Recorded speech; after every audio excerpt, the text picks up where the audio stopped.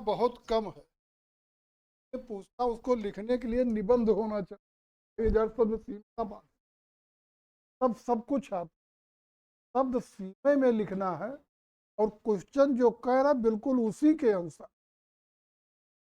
तब जा करके 200-250 शब्द में आप अपनी बातें कह पाए।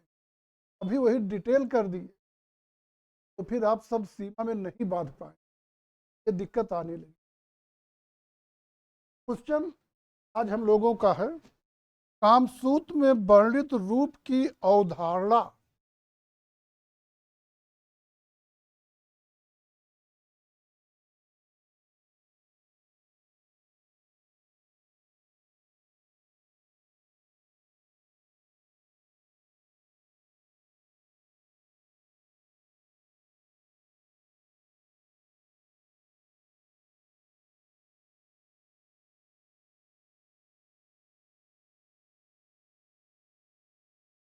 अवधारणा स्पष्ट की।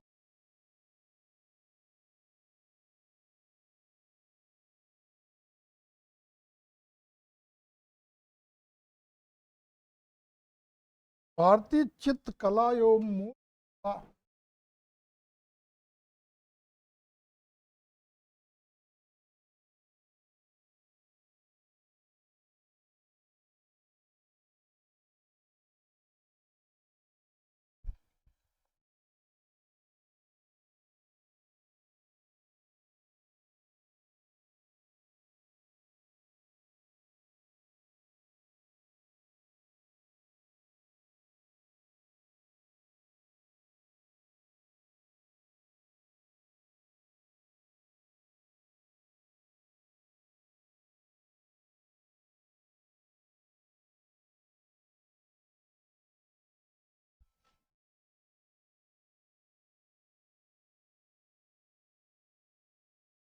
आपका प्रश्न है,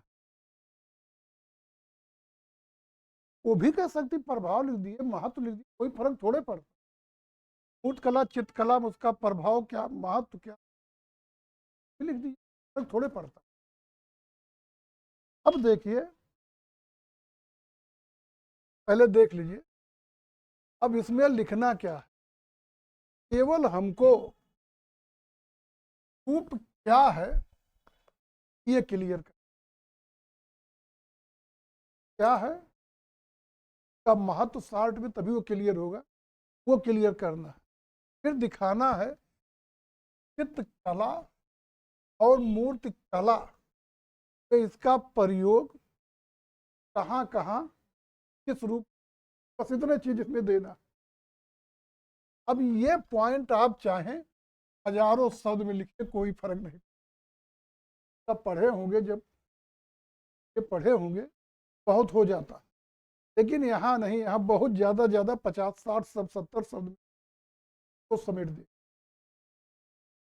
अब लिखेंगे क्या, रूप की अवधारणा, माने रूप क्या है, उसका महत्व क्या है, उससे हम किस तरह के भावों को व्यक्त करते हैं। व्यक्त तो बहुत करते हैं, लेकिन एक दो लाइन पूरा भाव यहाँ व्यक्त कर देंगे, करते हैं। फिर चित्रकला में, मूर्तिकला में क्या महत्व, चित्रकला में दिखा दीजिए। जैसे अजंता में जो है, वो अजंता में विशेष करके नारी आकृतियाँ आदि में जो भाव व्यक्त हुआ है, मूर्तिकला में दिखा दीजिए। कि आप मूर्तिकला में भी दिखाना हो, मूर्तिकला में या छछड़ी मूर्तियाँ दिखा दीजिए, देवी देवताओं की मूर्तियाँ दिखा, मुद्राएं वगैरह उनकी दिखा दीजिए, बस यही इतना चीज दिखाना। तो अब जैसे लिखना है, रूप की अवधारणा स्पष्ट करिए। रूप क्या है, पहले शब्द दिया कामसूत्र में वर्णित, तो आप काम नाम ही लीजिए वहीं से, कामसूत्र में वर्णित, कामसूत्र में वर्णित रूप का तात्पर्य किसी वस्तु की बनावट या संरचना से है, वस्तु की बनावट या संरचना से है। लेकिन ये रूप, काम फिर सबसे, कामसूत्र में वर्णित जो रूप है वो केवल बाह्य सौंदर्य का बोधक नहीं है, अपितु कामसूत्र में वर्णित जो रूप है वो आंतरिक सौंदर्य, शारीरिक संरचना, भाव संतुलन, अंगों में संतुलन आदि का समन्वय रूप है। और इसका महत्व इस बात से स्पष्ट है, इसे षडंग योजना का पहला तत्व मानते हुए, पहला अंग मानते हुए 5 प्रकार के रूप, बाल रूप, मार रूप, मानव रूप, असुर रूप, राक्षस रूप आदि दिखाए गए हैं, और भारतीय कला में रूप भेद की अवधारणा, नायिका भेद, विविध मुद्रा जैसे त्रिभंग आदि मुद्राओं, कोमल लयात्मक रेखाओं तथा संतुलित अनुपात में दिखाई देता है। अब इतने हम रूप, अब डिटेल पढ़ना तो रूप क्या है वो 5 जो बताए उसे डिटेल, फिर रूप के 2 भेद, 7 रूप, काल्पनिक रूप या फिर मुख्य रूप, सहायक रूप, व्यक्तिगत रूप, सार्वजनिक रूप, सामुदायिक रूप, वो सब हम यहाँ लिखने लगेंगे तो 1500 शब्द, 2000 शब्द हो जाए। तो हमें शब्द सीमा को देख कर ये करना है। अब आगे कह रहा कि भारतीय चित्रकला मूर्ति कला में इसके प्रभाव को दिखाई, बस 15-20 शब्द में, 30 शब्द में वो भी निपटा देंगे। जैसे अजंता बाग की गुफाओं में जो चित्र बने उनमें स्त्री आकृति भावपूर्ण अभिव्यक्त हुई। फिर लाइन बदल देंगे, मूर्ति कला में यह छेछड़ी प्रतिमाएं, देव प्रतिमाएं, चित्ररथ आकृतियां इसी रूप सिद्धांत पर आधारित है। अब हमारा क्वेश्चन हो गया, अब केवल शार्ट में निष्कर्ष लिखेंगे, वो भी एकदम शार्ट में। निष्कर्ष में क्या कर देंगे, इस प्रकार काम सूत्र में वर्णित रूप सिद्धांत भारतीय कला को सौंदर्य प्रधान, मानवीय और भावनात्मक बनाता है। बस हो 200-250 शब्द तो लिखेंगे बिल्कुल शार्ट में। हाँ डिटेल हो तो इस पर हम बहुत, रूपये पढ़ाने में 1 दिन लग जाएगा, पढ़ा के लिखाने में 1 दिन पूरा चला जाएगा, केवल उसमें लेक्चर होके लिखने में तो कहाँ से लिख पाएंगे, तो संभव है। तो चलिए अब ये क्वेश्चन लिख डालिए, पहले प्रश्न लिख लीजिए। जैसे आप लोग को सब इकट्ठे हमने लिखवा दिया है इस टॉपिक सब, प्रश्न सब लिख लिए, तैस करके लिखिए। वात्स्यायन पंडित रचित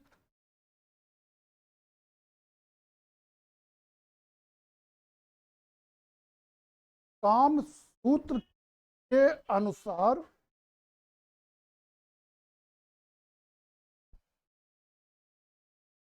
काम सूत्र के अनुसार रूप का तात्पर्य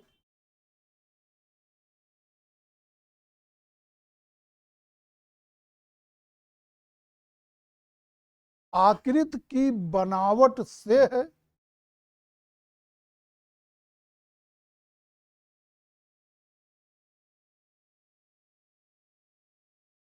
बनावट से है जो केवल बाह्य शारीरिक सौंदर्य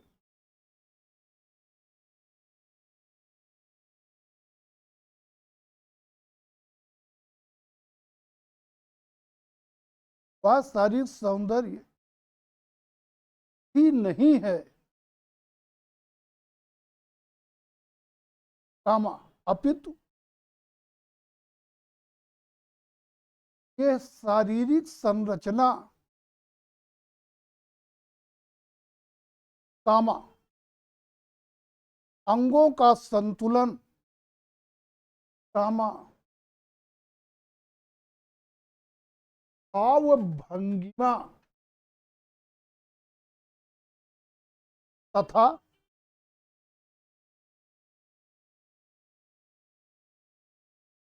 आंतरिक सौंदर्य का समन्वित रूप है।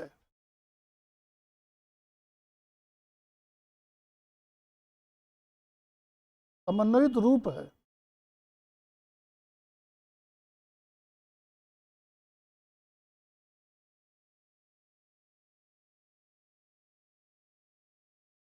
रूप के महत्व को स्वीकार करते हुए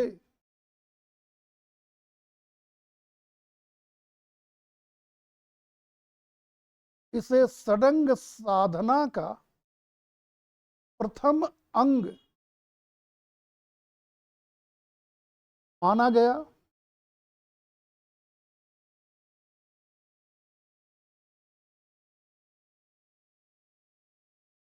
प्रथम अंग माना गया। प्रमाण की दृष्टि से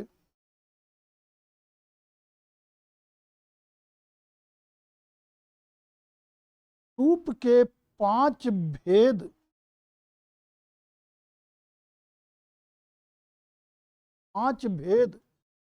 स्वीकार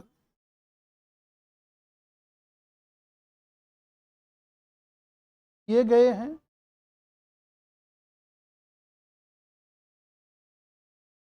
जो निम्न है। अब एक लाइन में केवल एक लिखिए, कॉपी भरने दीजिए। नंबर 1 बाल रूप, एक लाइन में एक ही लिखिएगा। नंबर 2 कुमार या बामन रूप।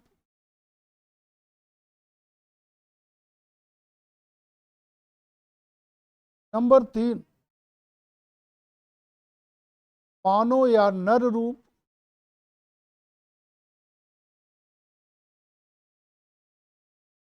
नंबर 4 भयानक या राक्षस रूप।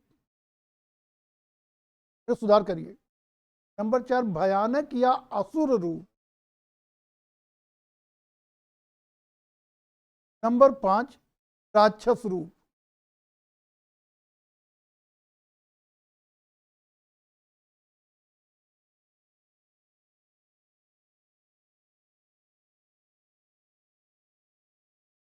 अब नई लाइन से फिर लिखिए।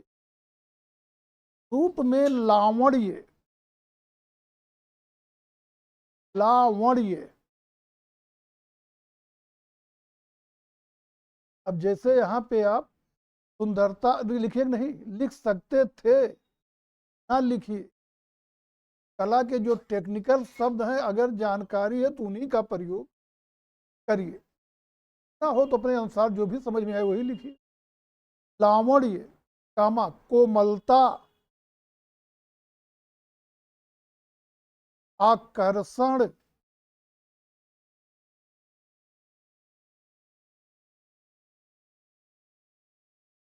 भावनात्मक प्रभाव हित होता है।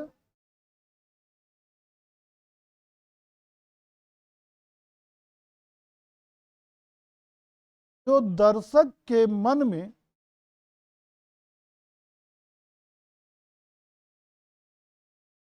सौंदर्य, ये हाइफर लगाइएगा, जो डैश टाइप लगता है ना बीच में, दो शब्दों के बीच में, जो जो कड़ी टाइप में, ऐसे डैश टाइप में कर दीजिए। आनंद की अनुभूति कराता है।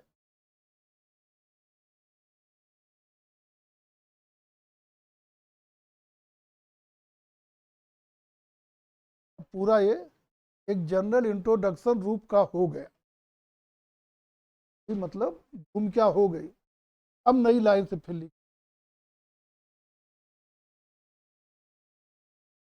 भारतीय चित्रकला में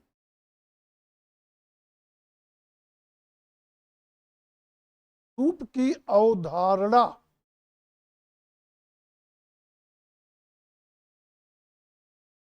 नायिका भेद,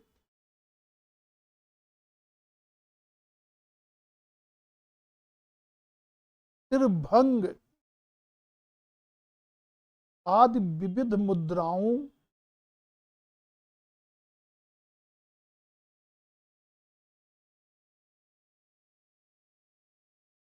विविध मुद्राओं कामा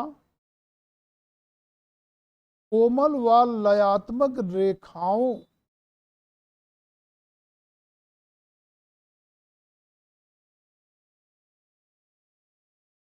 तथा संतुलित अनुपात के रूप में दिखाई कोमल व लयात्मक रेखाओं तथा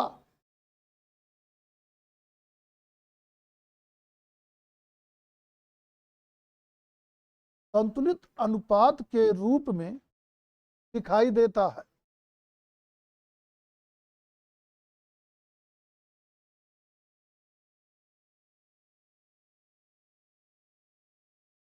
अजंता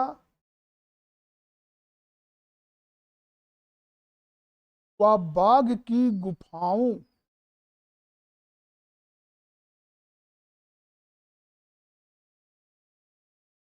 के चित्रों में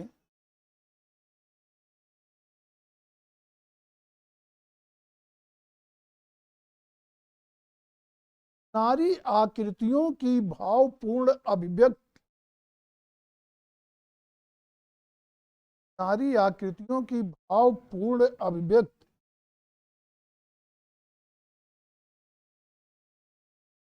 इसका अभिव्यक्ति इसका उत्तम उदाहरण है।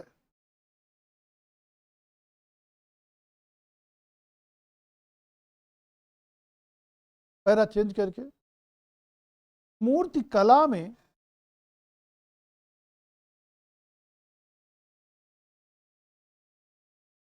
यक्षियक्षिणी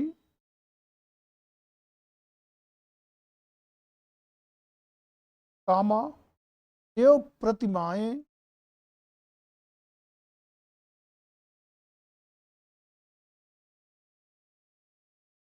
तथा नृत्यरत आकृतियां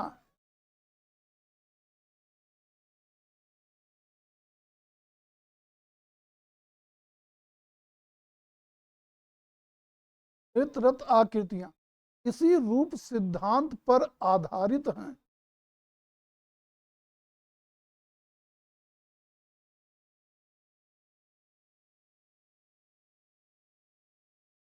अब बस केवल लाट में सारांश वही उपसंहार रहेगा। इस प्रकार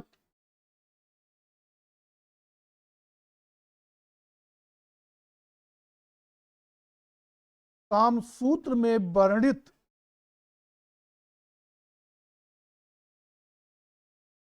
रूप सिद्धांत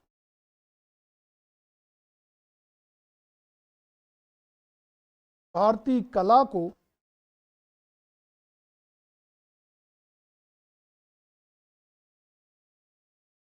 सौंदर्य प्रधान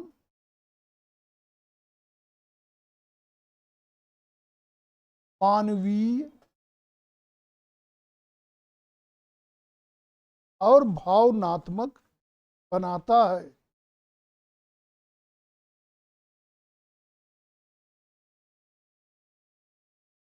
बस हो गया। 200 शब्द के आसपास होगा।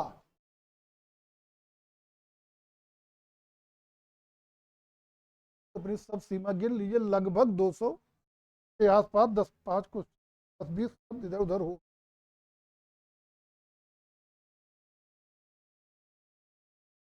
अगला प्रश्न हम लोग जो देखेंगे वो रहेगा, चित्रकला में भेद से क्या अभिप्राय है।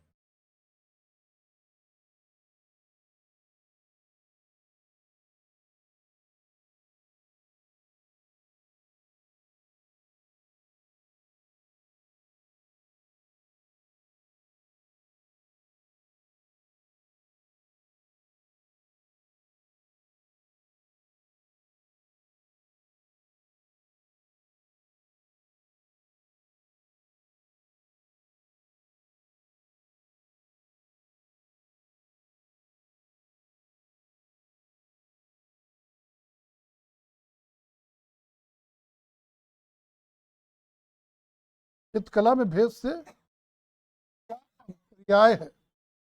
विभिन्न प्रकार के भेदों का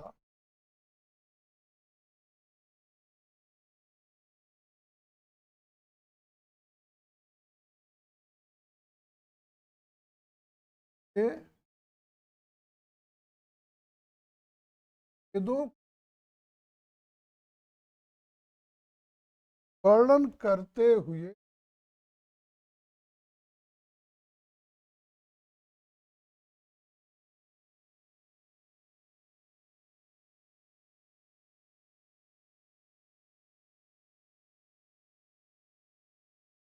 करते हुए ये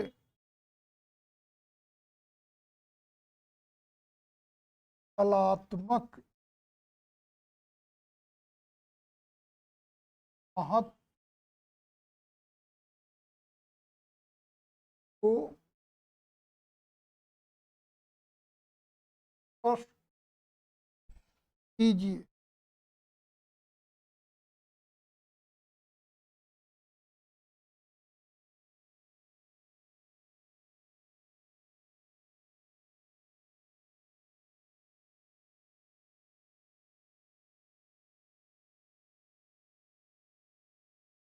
पहले 60 में देख लीजिए, फिर लिखाते हैं। आ जाइए। प्रश्न है, चित्रकला में भेद से क्या अभिप्राय है? मतलब भेद क्या है ये दिखाना है। फिर विविध प्रकार के भेद दिखाने हैं, कौन कौन भेद हैं या किनके माध्यम से हम भेद को स्पष्ट करते हैं, और उन भेदों का महत्व क्या, इतने चीज दिखाना। अब देखेंगे, भेद आप पढ़ते हैं तो पहला अंग है रूप भेद। वहां भेद समझ रहे होंगे, भेद का मतलब है ऐसे रूप जो एक दूसरे से मेल ना खाएं, ताकि प्रत्येक रूप को अलग अलग पृथक पृथक पहचाना जा सके। तो चित्रकला में भेद का आशय जो है वो कला के विभिन्न तत्वों के माध्यम से ऐसा अंतर स्थापित करना जिससे वो वो माने रूप आपस में मेल न खाए, ताकि चित्र स्पष्ट, सजीव और प्रभावशाली दिखाई दे, प्रभावशाली दिखाई दे। और इस भेद के प्रयोग से चित्र को विरस होने से बचाया जाता है और दृश्य सौंदर्य बढ़ जाता है। ये तो हो गया भेद, बस इतना ही। अब प्रमुख भेद कौन है? तो कुल मिला 6 तरह के भेद, 6 तत्व हैं, तो 6 भेद भी होंगे।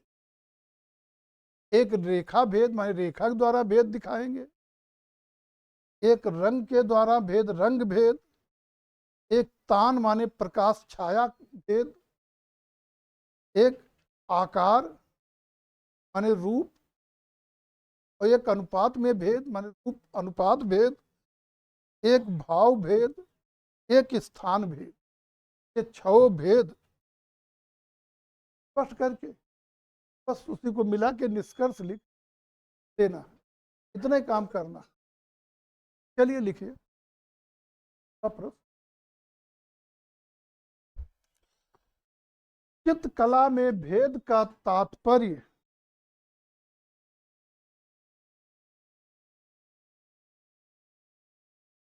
में भेद का तात्पर्य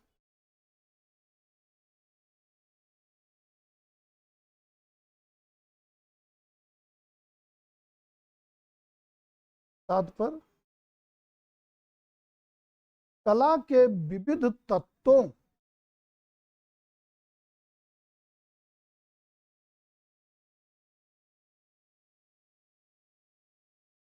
में ऐसा अंतर स्थापित करना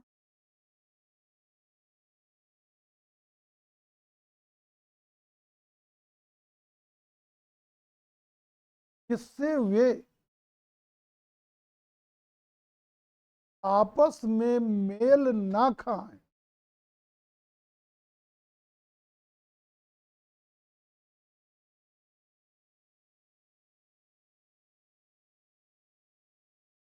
तेल न खाएं और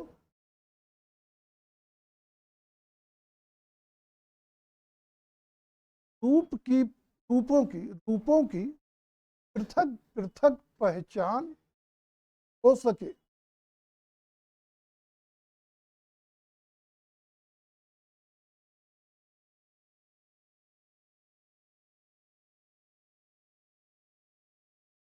ऐसा करने से चित्र स्पष्ट, सजीव एवं प्रभावशाली बनता है।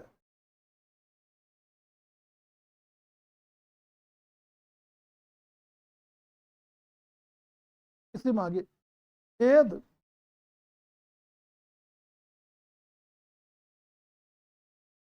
चित्त को नीरस होने से बचाने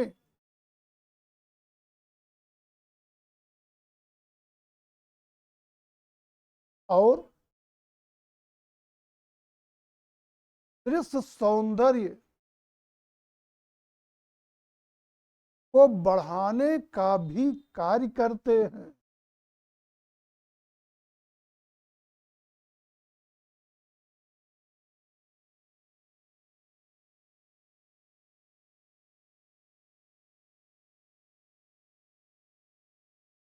नई लाइन से चित्रकला में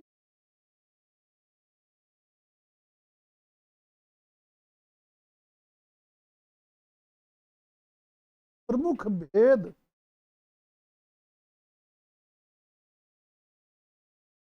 और उनके कलात्मक महत्व निम्नलिखित हैं।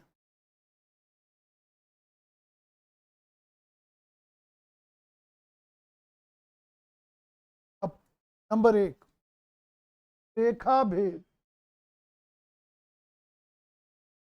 रेखा भेद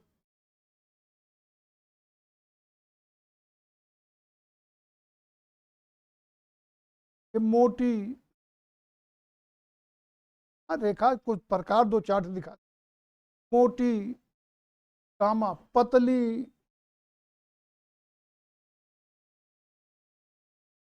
क्षैतिज, एक पूंजी।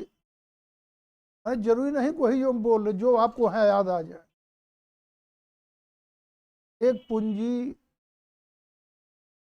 कोणी, वक्र,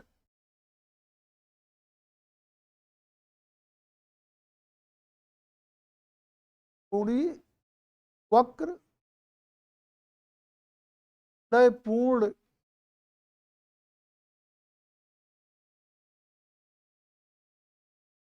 ये लिख दीजिए। लंबवत रेखा, लंबवत केवल लिखिए। रेखाएं, 4 6 केवल वहां लिखना जरूरी नहीं, 12 14 जो जान। रेखाएं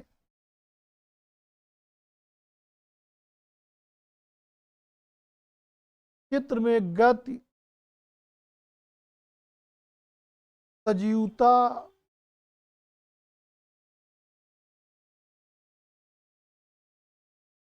दिशा निर्देशन का भाव उत्पन्न करती हैं।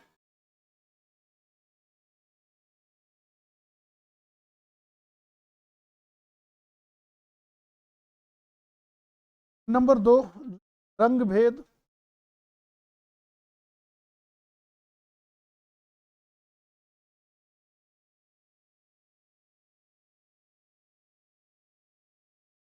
शीतल व उष्ण रंग,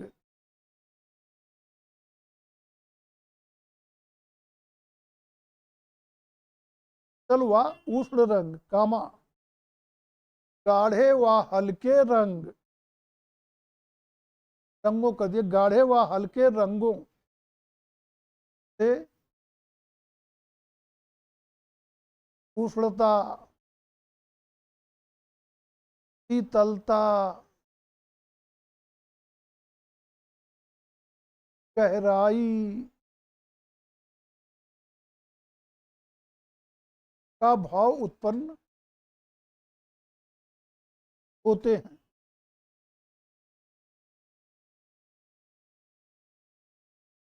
नंबर 3, प्रकाश गैस छाया भेद, प्रकाश छाया भेद।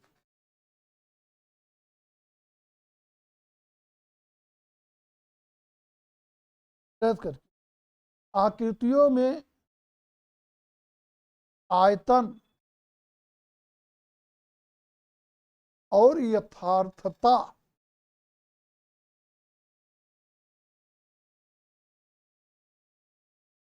आती है।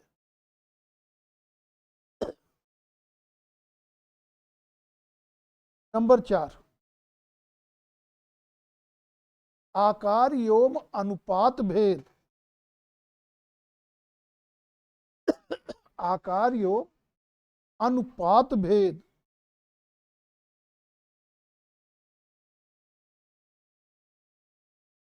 गैस करके प्रमुख पात्रों को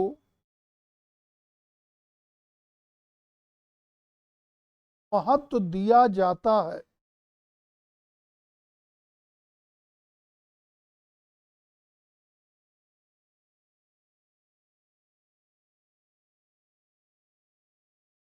प्रभाविकता के इसी में आगे प्रभाविकता के नियम का, इसी में प्रभाविकता के नियम का पालन किया जाता है।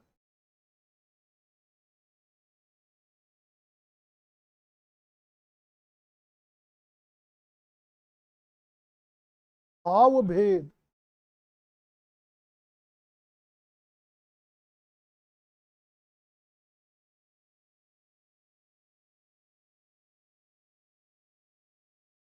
गैस करके चेहरे, नेत्र व हस्त मुद्राओं द्वारा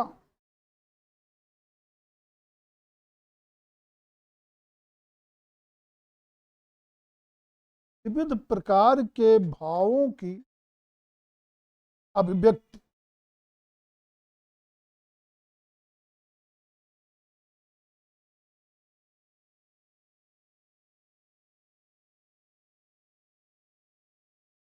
स्थान भेद,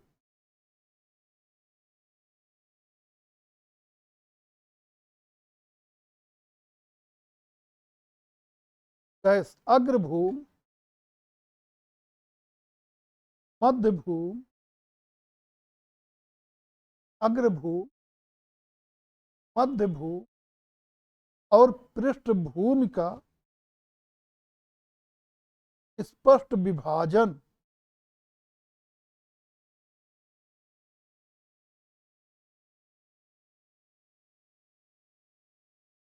नए पैरा से इन भेदों का संतुलित योग से, इन भेदों के इन भेदों के संतुलित प्रयोग से चित्र सजीव,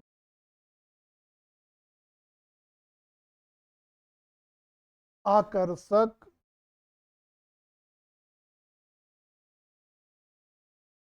अर्थपूर्ण और कलात्मक बनता है।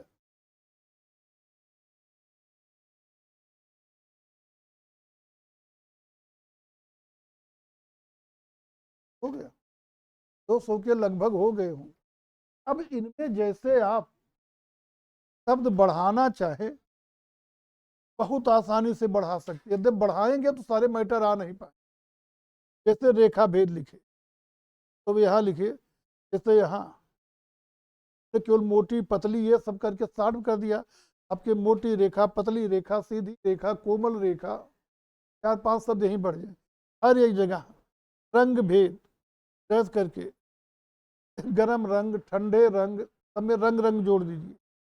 अब छाया प्रकाश भेद, गैस केवल भाव लिख उठा, आकृतियों में आयतन यथार्थता आती। देखिए प्रकाश और छाया भेद का प्रयोग करके आकृतियों में यथार्थता आयतन आदि को लाया जाता है। अपने आप भी इतने में ही 40-50 शब्द बढ़ जाए, लेकिन तब जितनी चीज हम कहना चाह रहे 60 में 200 शब्द में कह नहीं।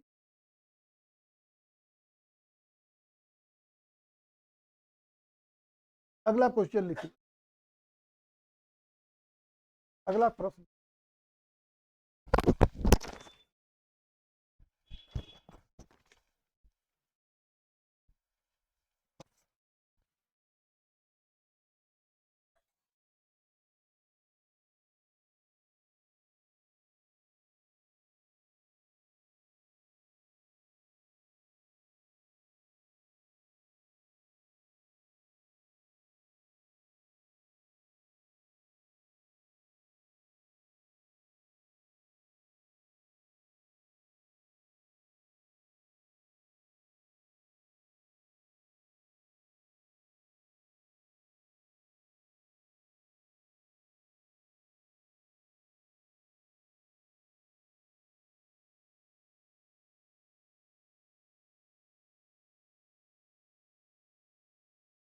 प्रधान समूह।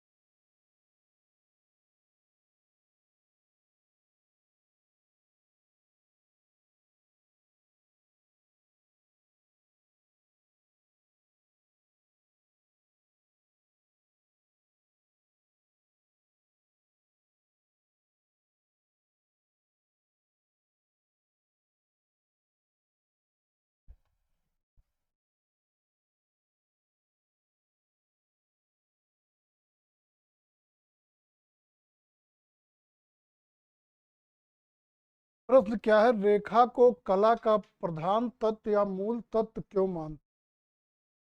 एक पोर्शन ये है, दूसरा पोर्शन है रेखा के विविध प्रकार और उनके कलात्मक प्रयोग का वर्णन करिए। सब दो पार्ट में, जरूरत पड़ने पर 2 क्वेश्चन हो जाए, तो हो जाएगा तो फिर वही 125 शब्दों वाला हो। तो अब इसमें रेखा को मूल तत्व क्यों, जो कुछ आप लोग पढ़े हैं सेम वही लिख दीजिए। भारतीय चित्रकला जो है शुरू से ही रेखा प्रधान रही है, शुरू से ही रेखा प्रधान रही है, क्योंकि किसी भी चित्र या कलाकृत की रचना रेखा से ही आरंभ होती है। ये रेखा दो बिंदुओं के बीच की दूरी होती है। इसका निर्माण बिंदु के गतिशील होने से होता है। रेखा का निर्माण बिंदु के गतिशील होने से होता है, और यही रेखा आगे चल करके रेखा आ जाएगी, रूप, चाहे रूप के रूप, आकार, बनावट, संरचना आदि का आधार बनती है, और रेखा ही आकृति की सीमाएं या सीमा रेखा निर्धारित करती है। कल आप उनका भी दे दीजिए। रेखा के महत्व को देखते हुए ही वामन ने काव्यालंकार सूत्र वृत्त में रेखा को चित्त की आत्मा कहकर संबोधित की और कहकर संबोधित किया। कलाकार विविध प्रकार, तुम सब लिखेंगे ज्यादा हो जाए, ये रेखाओं का प्रयोग कर अपने मन के समस्त भावों को व्यक्त करने में सफल होता है। अजंता में इनका बेहतर प्रयोग हुआ है और हैरिंघम के अनुसार अजंता में प्रयुक्त केवल रेखाओं को आधार बनाकर कम से कम 200 चित्र 20 कम से कम 20 चित्र शैलियां विकसित की जा सकती हैं। और अब देखें, अरे आपको जितना आए सब कर सकती है, शब्द को भी हमको ध्यान में रखना है, उदाहरण तो बहुत मिल जाए जो है किस शैलियां उत्पन्न की जा सकती है ये दिखा सकते हैं। और फिर कहिए, अब आगे हम दिखाएंगे ये चीज, फिर प्रकार तथा उनके कलात्मक प्रयोग क्या है। तो जैसे देखेंगे रेखा के विविध प्रकार, एक होती है आपकी, एक रेखा जो आपकी होती है वो सरल व क्षैतिज रेखा होती। तो क्या दिखाएं, शांत, विश्राम, निष्क्रियता सबका भाव दिखाएंगे। साथ ही चाहे तो उसी में स्थिरता, सादगी, स्पष्टता, ये सब सरल रेखा और क्षैतिज रेखा दिखा देगी। सरल और क्षैतिज रेखा दिखाए। स्पष्ट सुदृढ़ रेखा जो होगी, इस तरह की रेखा जो है, जो होती है, वो दृश्य को सशक्त, प्रभावी और आकर्षक बनाती है। निकटता का भाव इनसे व्यक्त होता है और इन्हें चित्त के अग्रभूमि में बनाया जाता है। का प्रयोग किसी मुख्य पात्र को बनाने में या मुख्य वस्तु को दिखा जाता है। अब इसी तरह हर रेखा, या बहुत नहीं, हम 13-14 लिखवाए होंगे, ये 7 रेखा जो सही सही समझ में का भाव क्या है, कहाँ प्रयोग करें, यही चीज इसमें लिख देना है। क्यों नहीं सब लिखिए, ये लिखते तो बहुत हो जाएगा। और फिर अंतिम में जो है डिस्कस कर दीजिए, इस तरह से जो रेखा है वो न केवल स्वरूप का निर्माण या चित्त संरचना करती है, बल्कि कलाकार के भावनाओं को भी सक्षम ढंग से या सही तरीके से व्यक्त करती है और इसके द्वारा रूप और उसके कलात्मक प्रयोग चित्त कला को प्रभावशाली, अर्थपूर्ण आदि बनाने में सहायक होते हैं। तो इस तरह कुल मिला करके कहा जा सकता है कि रेखा कला के तत्वों में तत्व या तत्व, यही चीजें। चलिए लिखिए।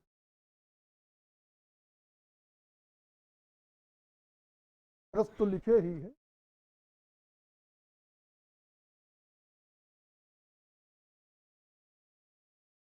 कला के तत्वों में रेखा, कला के तत्वों में रेखा आरंभ से ही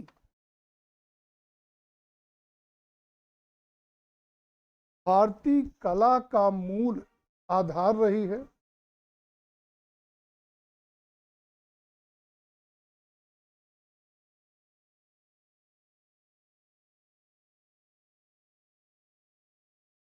कला के तत्वों में रेखा आरंभ से ही भारतीय कला का मूल आधार रही है।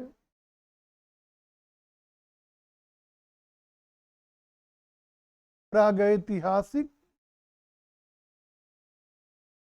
चित्रों में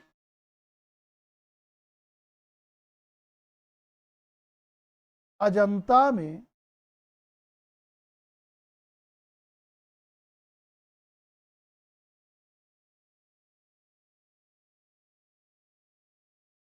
रेखाओं का सशक्त प्रयोग हुआ है।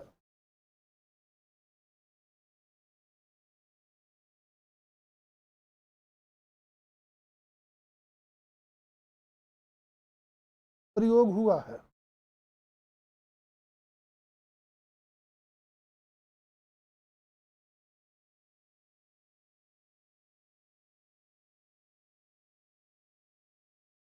वामन ने अपने काव्यालंकार सूत्र वृत्त में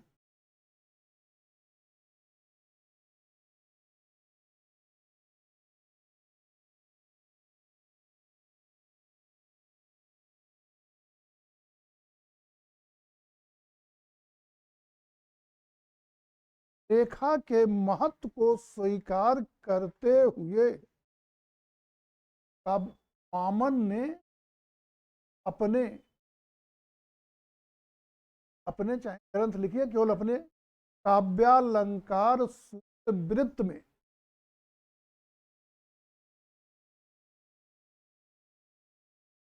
ये तक लिखे हैं भी केवल। रेखा के महत्व को स्वीकार करते हुए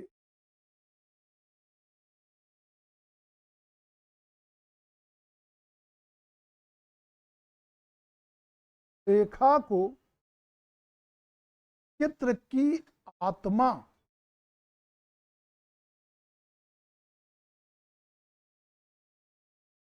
रेखा को चित्त की आत्मा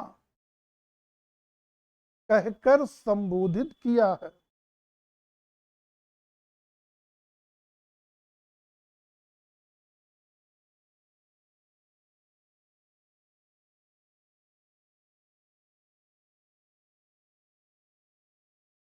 क्योंकि किसी भी चित्र या कलाकृत की रचना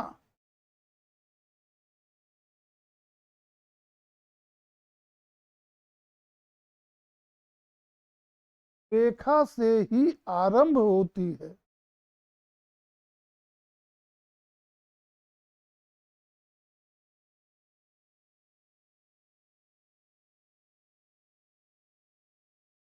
आरंभ होती है।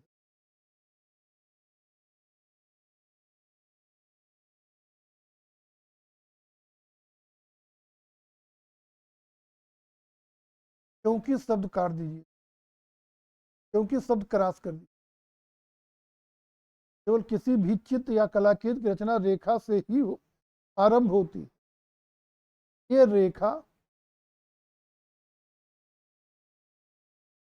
दो बिंदुओं के बीच की दूरी होती है।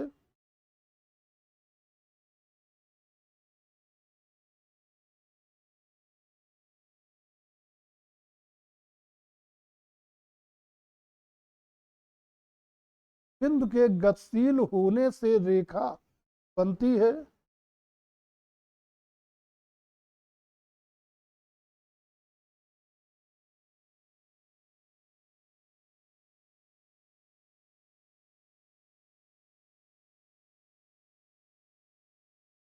यही रेखा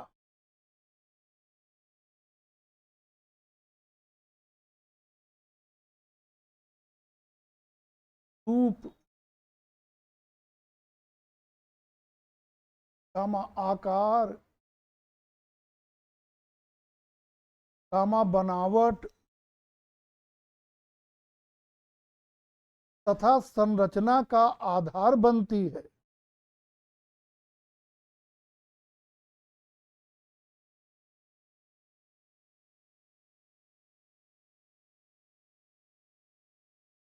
बिना रेखा के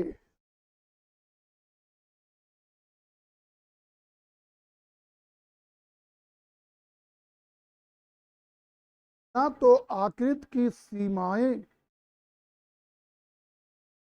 ना तो आकृति की सीमाएं निर्धारित की जा सकती हैं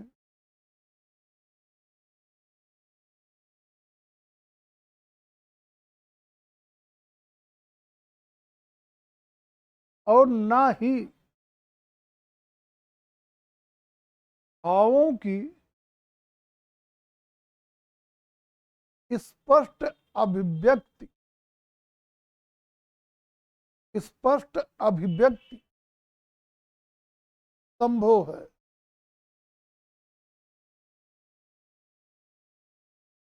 अतः रेखा को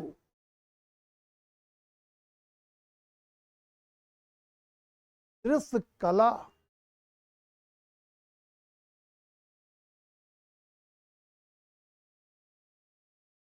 का मूल कहा जा सकता है।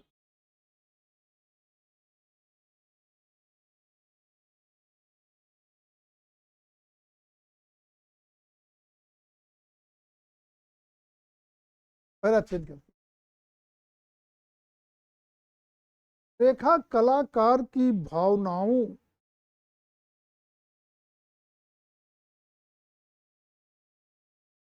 कलाकार की भावनाओं, गति, लय, संतुलन, अभिव्यक्ति का सशक्त माध्यम है।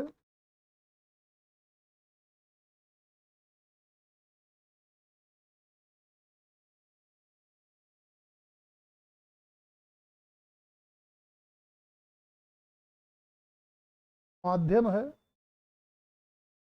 रेखाओं का सही ढंग से प्रयोग करके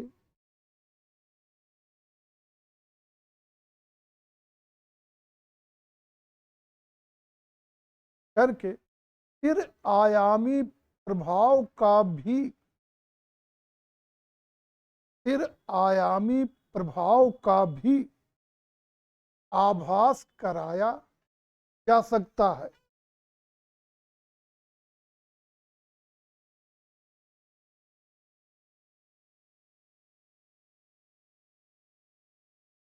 इस प्रकार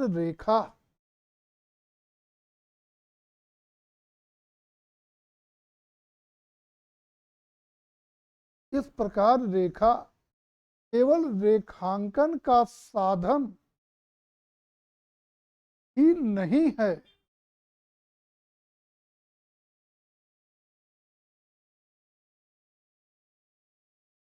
साधन ही नहीं है कामा, अपितु भाव अभिव्यक्ति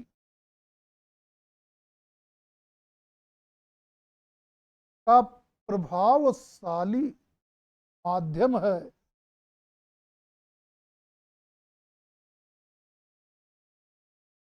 प्रभावशाली माध्यम है।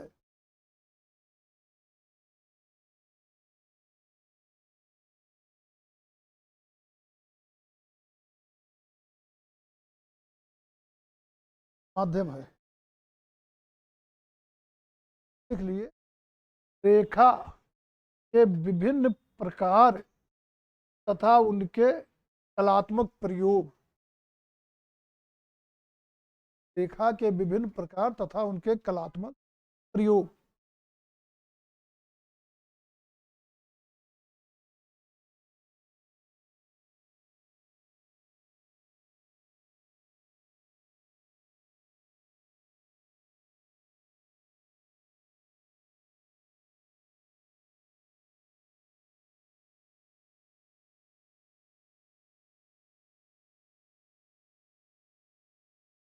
अब 1 2 3 करके। नंबर 1,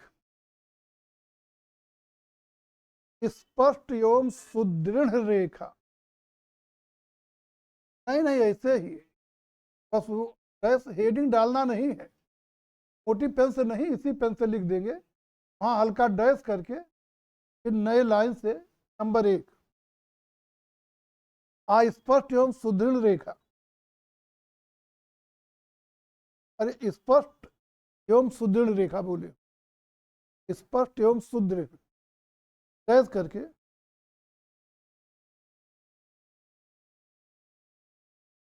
उसी के आगे लिख दीजिए। दृश्य को सशक्त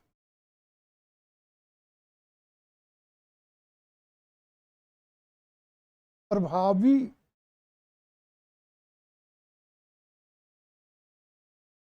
प्रभावी ध्यानाकर्षक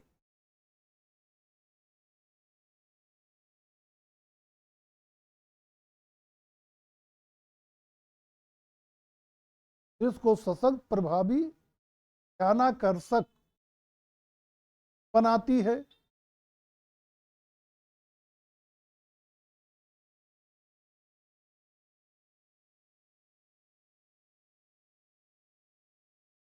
बनाती है।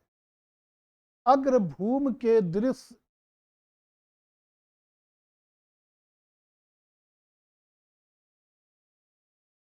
मुख्य पात्र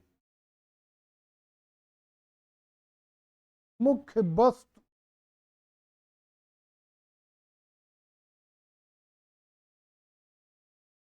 अग्रभूमि के दृश्य कामा मुख्य पात्र या मुख्य वस्तु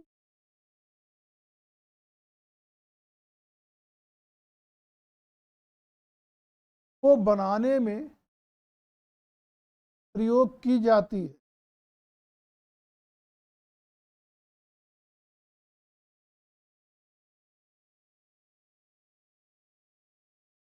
नंबर 2, अस्पष्ट एवं धूमिल रेखा।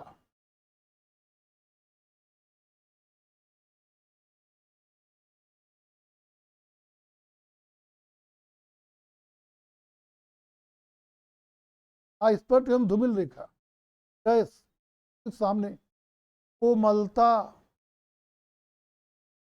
दूरी दूरी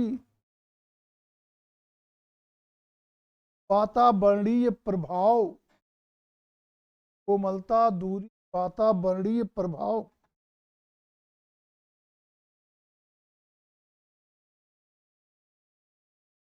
को दर्शाती है।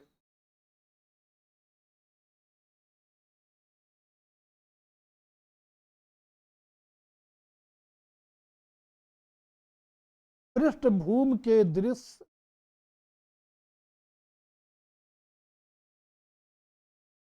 पृष्ठभूमि के दृश्य मुख्य पात्र।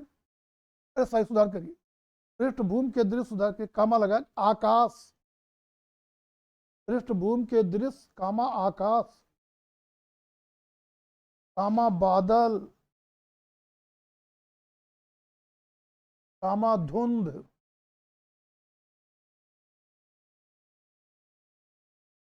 कामा वायुमंडलीय परिप्रेक्ष्य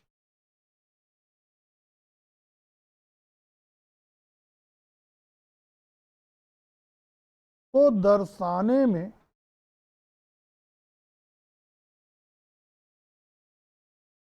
प्रयोग की जाती है।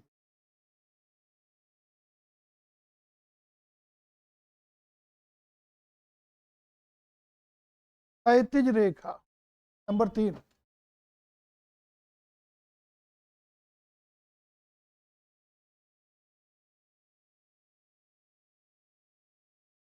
गैस कर शांति विश्राम और विस्तार का भाव उत्पन्न करती। विश्राम और विस्तार का भाव उत्पन्न करती है।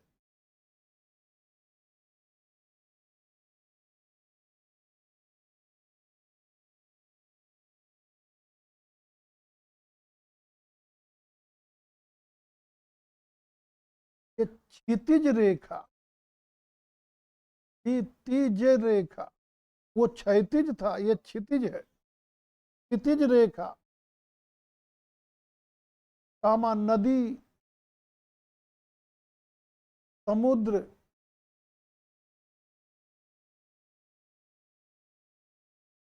और शांत प्राकृतिक दृश्यों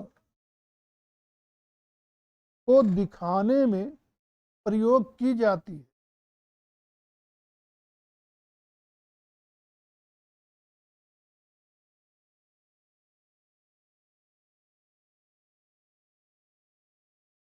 क्षितिज रेखा ना समुद्र कामा शांत प्राकृतिक दृश्यों को दिखाने में प्रयोग की जाती है।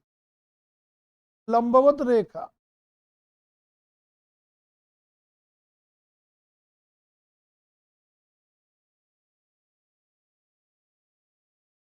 गैस शक्ति ऊंचाई आध्यात्मिकता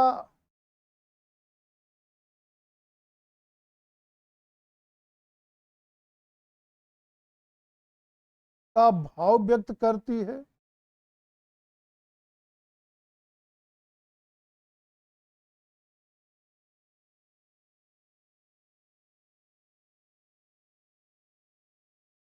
मीनार उसी में मीनार मंदिर वृक्ष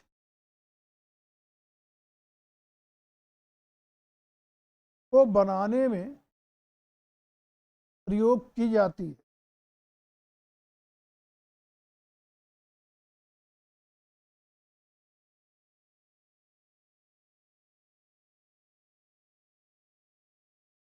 एक पुंजीय रेखा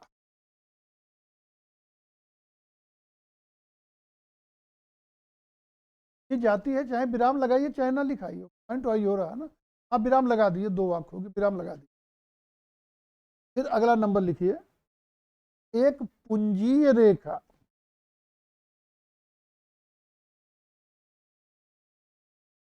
कैसे प्रसार एकाग्रता शोभा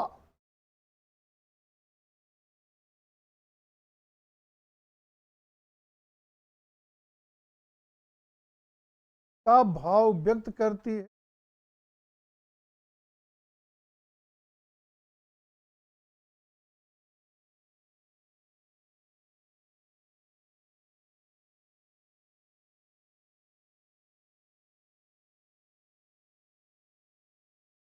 सड़क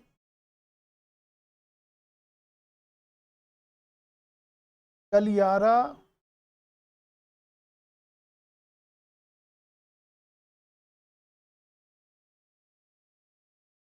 शहरी दृश्य दिखाने में प्रयोग की जाती है।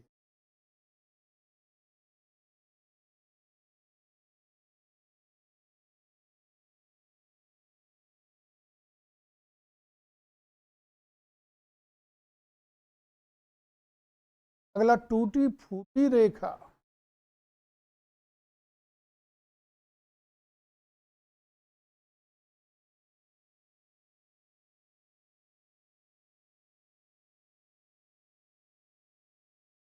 गैस तनाव उथल पुथल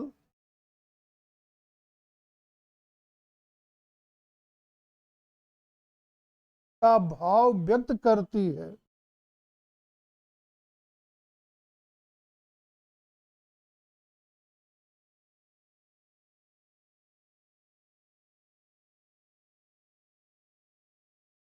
आकाशीय बिजली,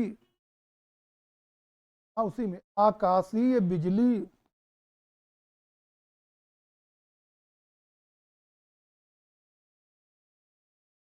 पर्वतीय दृश्य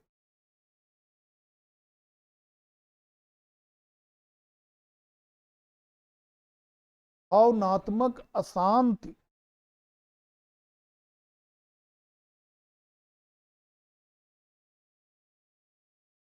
के चित्रण में प्रयोग की जाती।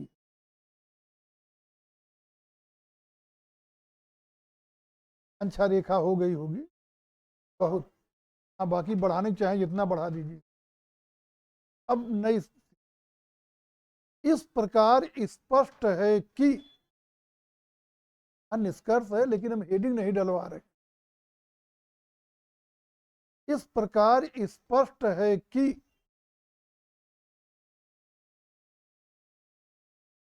रेखा न केवल चित्त की संरचना का आधार है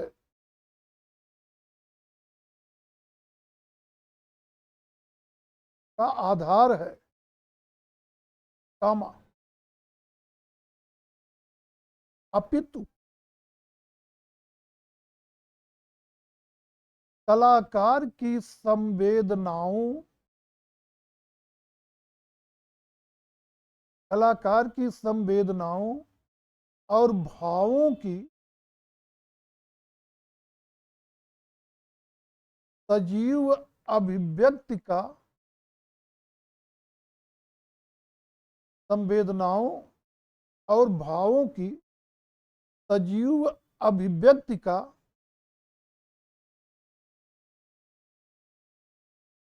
माध्यम भी है।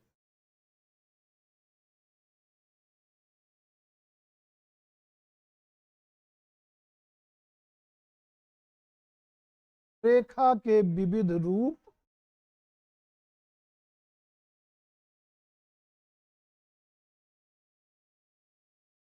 और उनके कलात्मक प्रयोग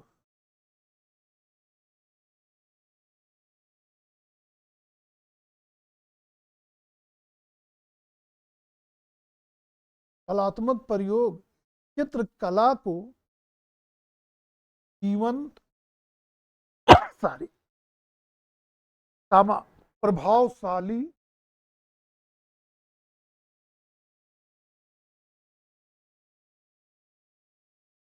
और अर्थपूर्ण बनाते हैं।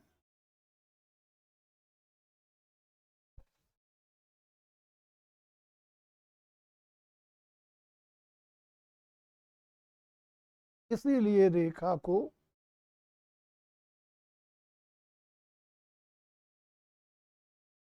मूल तत्व माना जाता है।